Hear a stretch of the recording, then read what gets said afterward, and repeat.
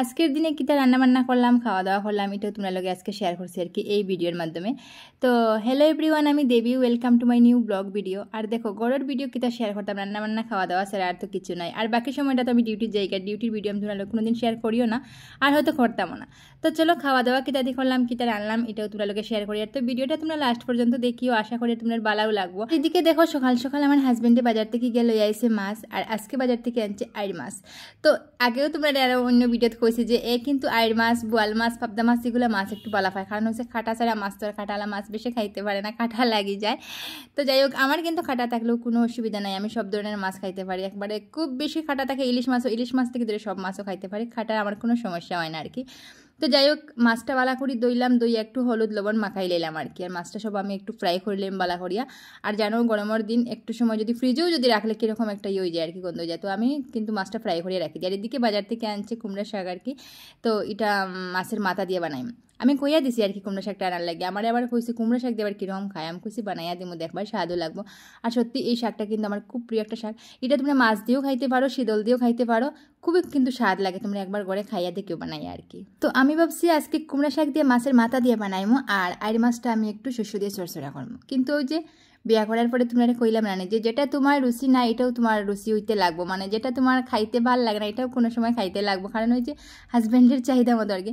তো হয়েছে দেখো আবার আইড় মাছ দিয়ে ঝিঙা দিয়ে খাইতো, কিন্তু খুব ইচ্ছা আসলে আইড় মাছটা চড়চড়া করতাম, কিন্তু শস্য দিয়ে আর কি, তো হইলো না। তো আজকে বানাইলাম আবার ঝিঙ্গা দিয়ে আইড় মাছ দিয়ে। আর ঝিঙ্গা মনে হয় এর খুব প্রিয়, যে কোনো মাছ হইলে বাউশ মাছ হোক আর রৌ মাছ হোক আর কি দেখো আইড় মাছ হোক, মানে খালি ঝিঙ্গা দিয়া। তো আমিও কইছি খাইতে পারো, যতদিন ঝিঙ্গা দিয়া খাইলাও, খাইতে খাইতে একদিন তো এমনিও খারাপ লাগবো, তখন ঝিঙ্গাটা ছাড়বায়। আর কোন দিনও স্যার তো দেখো ঝিঙ্গার সিজনও শেষ হয়ে আসছে, আসলে ঝিঙ্গা মনে হয় খুব প্রিয়। তো এই যে দেখো আমি ঝিঙ্গা দিয়ে আলু দিয়ে আর এদিকে আইড় মাছ দিয়ে বানাই লাইলাম। আর আমি চাইলে কিন্তু আইড় মাছ আমার লাগে আলাদাভাবে চড়চড়া করতে পারতাম, কিন্তু ওই যে কষ্টটা ঘুরি ফিরি আমার এবার নেও, কষ্ট করার থেকে বরং ঝিঙ্গা দিয়েও খাইলে, এটাই ভাবলাম আর কি লাস্টে। তো আলাদা করি আর কিছু করলাম না, যত আলাদা কাজ বাড়াইম তত আমারই কষ্ট হইব, এটার লেগে ঝিঙ্গা দিয়ে খাই লাইছি।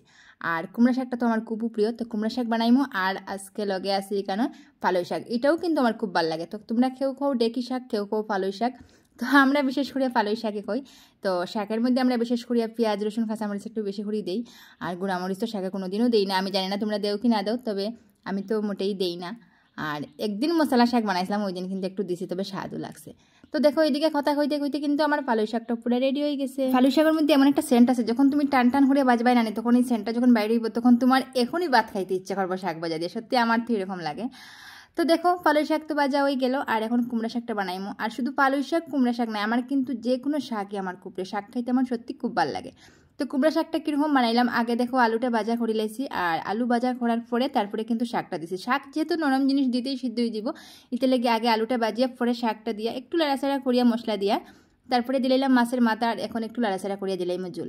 আর ঝুলটা দিয়া কিন্তু একদম শুকনা শুকনা করিয়াই নামাইমো, যেহেতু মাছের মাথা দিয়ে বানাইলাম, বেশি ঝুল দিলে ভালোও লাগতো না। আর দেখিও যে কোনো তরকারির ঝুল বেশি দিলে কিন্তু স্বাদটা একটু কম হয়, যত মানে শুকনা শুকনা করে বানানো যায় ততটাই স্বাদ লাগে। এখন স্বাদে খাইতে গেলে তো একটু কম খাইতে লাগবো, একটু শুকনা শুকনা করিয়াই খাইতে লাগবো। তো সত্যি মানে মাছের মাথা দিয়ে কুমড়া শাকটা যে কী দারুণ হয়েছে, তোমরা আমি বাসায় বুঝতে পারতাম না, সত্যি অত স্বাদ হয়েছে। হয়তো তোমরা দেখেও লাগে যে স্বাদ হইব, আর সত্যি যেরকম দেখিয়া মানে লাগে স্বাদ হইব, খাইতে কিন্তু সত্যি এরকম স্বাদ হয়েছে। কোনোটা সবজিও কিন্তু খারাপ হয়েছে না, কৌ পালই শাক বা ঝিঙা দিয়ে আর আইড় মাছ দিয়ে যে বানাইছি এটাও স্বাদ হয়েছে, তারপরে কুমড়া শাকটাও স্বাদ হয়েছে। আর এটা যেটা দেখছো এটা যে মটর ঘুগনি আসলে সকালবেলা আমরা রুটি দিয়ে খাইছি, মটর শেষ কালি নিচে একটু ঝুল ঝুল রয়েছে আর কি। তো এটা ইচ্ছা হইলে কেউ লইব, আর ইচ্ছা হয় না কেউ খাইতো না আর কি।